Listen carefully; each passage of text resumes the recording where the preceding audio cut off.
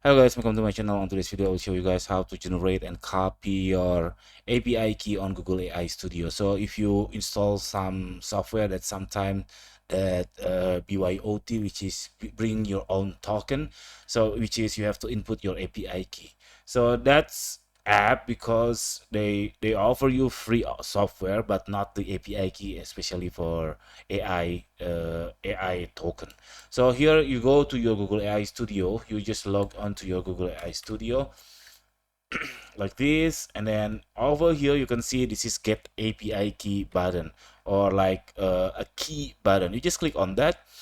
It will be listed all your API key over here. But if you don't see any API key, you just create API key, and then you can create a project or just default mini Gemini project and then create key.